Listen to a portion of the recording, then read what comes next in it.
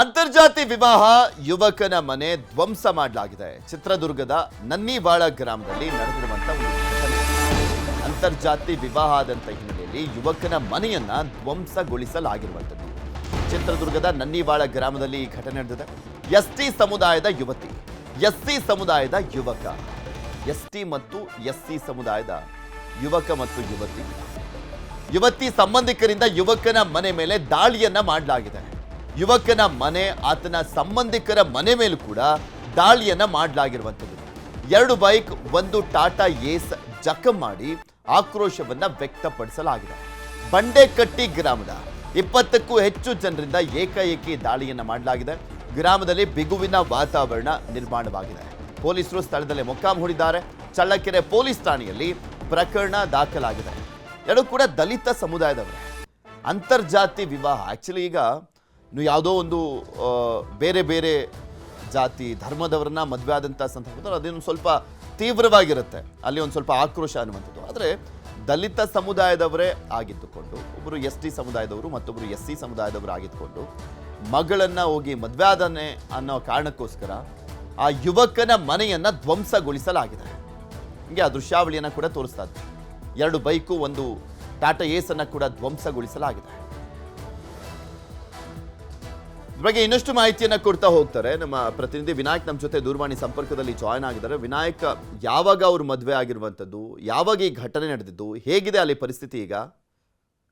ಪೃಥ್ವಿರಾಜ್, ಚಿತ್ರದುರ್ಗ ಜಿಲ್ಲೆಯ ಚಳ್ಳಕೆರೆ ತಾಲೂಕಿನ ನನ್ನಿವಾಳ ಗ್ರಾಮದಲ್ಲಿ ರಾತ್ರಿ ಈ ಒಂದು ಘಟನೆ ನಡೆದಿದೆ. ಏನು ಈ ಗ್ರಾಮದ ಪೃಥ್ವಿರಾಜ್ನ ಇದ್ದಾನೆ, ಅವನು ಬಂಡೆಹಟ್ಟಿ ಗ್ರಾಮದ ಶ್ರಾವಣಿ ಅನ್ನುವಂತ ಯುವತಿಯನ್ನ ಪ್ರೀತಿಸಿ ಮದುವೆ ಕೂಡ ಆಗಿದ್ದಾನೆ ಅನ್ನುವಂತ ಮಾಹಿತಿ ಈಗ ನಮಗೆ ಲಭ್ಯವಾಗ್ತಾ ಇರ್ತಕ್ಕಂಥದ್ದು. ಇವನು ಏನು ಅನ್ಯ ಕೋಮಿನ ಅಂದ್ರೆ ಅಂತರ್ಜಾತಿ ವಿವಾಹವನ್ನ ಆಗಿದ್ದಾನೆ ಅನ್ನೋ ಕಾರಣಕ್ಕೋಸ್ಕರ ಯುವತಿಯ ಪೋಷಕರು ಅದನ್ನ ಸಹಿಸದೆ ಯುವಕನ ಮನೆ ಮತ್ತು ಅವರ ಸಂಬಂಧಿಕರ ಮನೆಗಳ ಮೇಲೆ ಏಕಾಏಕಿ ರಾತ್ರಿ ದಾಳಿ ನಡೆಸಿರುವಂತದ್ದು. ದಾಳಿ ಸಂದರ್ಭದಲ್ಲಿ ಏನು 9ಕ್ಕೂ ಹೆಚ್ಚು ಮನೆಗಳ ಬಾಗಿಲು ಮತ್ತೆ ಕಿಟಕಿಗಳನ್ನ ಹೊಡೆದು ಪುಡಿ ಮಾಡಿರುವಂತದ್ದು, ಜೊತೆಗೆ ಧ್ವಂಸಗೊಳಿಸಿರುವಂತದ್ದು.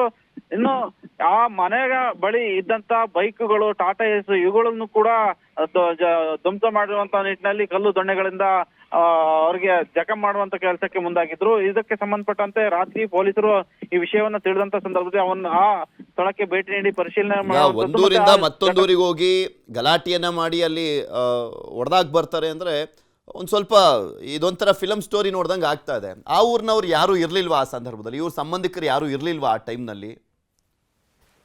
ಈ ಘಟನೆಯ ಸಂದರ್ಭದಲ್ಲಿ ಆ ಊರಿನವರೇ ಜನರು ಇದ್ರೂ ಕೂಡ ಅಲ್ಲಿಂದ ಏನು ಏಕಾಏಕಿಯಾಗಿ ರಾತ್ರಿ ಸಮಯದಲ್ಲಿ ಒಂದು 20ಕ್ಕೂ ಹೆಚ್ಚು ಜನರು ಬಂದು ದಾಳಿಯನ್ನ ಮಾಡಿದ್ರು. ಆ ಸಂದರ್ಭದಲ್ಲಿ ಅದನ್ನ ತಡಲಿಕ್ಕೆ ಯಾವುದೇ ಜನರು ಕೂಡ ಮುಂದಾಗಿಲ್ಲ. ಅದಾದ ಬಳಿಕ ಪೊಲೀಸರಿಗೆ ಮಾಹಿತಿ ತಿಳಿದಂತದ್ದು.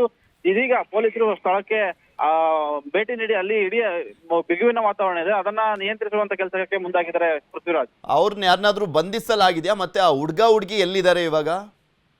ಸದ್ಯ ಏನು ಪ್ರೀತಿಸಿ ಮದುವೆ ಆಗಿರ್ತಕ್ಕಂತ ಯುವತಿ ಮತ್ತು ಯುವಕ ಏನಿದ್ದಾರೆ, ಇವರಿಬ್ಬರು ಕೂಡ ಎಲ್ಲಿದ್ದಾರೆ ಅನ್ನುವಂತ ಮಾಹಿತಿಯನ್ನ ಪೋಷಕರಾಗ್ಲಿ ಅಥವಾ ಯುವತಿಯ ಪೋಷಕರಾಗ್ಲಿ ಇನ್ನು ಕೂಡ ಎಲ್ಲೂ ಮಾಹಿತಿಯನ್ನ ಹಂಚಿಕೊಂಡಿಲ್ಲ. ಜೊತೆಗೆ ಇವ್ರು ಎಲ್ಲಿದ್ದಾರೆ ಅನ್ನುವಂತ ಮಾಹಿತಿ ಕೇಳುವ ವಿಚಾರಕ್ಕೆ ಸಂಬಂಧಪಟ್ಟಂತೆನೆ ಈಗ ಯುವಕನ ಪೋಷಕರ ಮೇಲೆ ಈ ರೀತಿಯ ಒಂದು ದಾಳಿ ಮಾಡಿರುವಂತದ್ದು ಪೃಥ್ವಿರಾಜ್. ಓಕೆ, ಧನ್ಯವಾದ ವಿನಾಯಕ್ ನಿಮ್ಮೆಲ್ಲ ಮಾಹಿತಿಗಾಗಿ.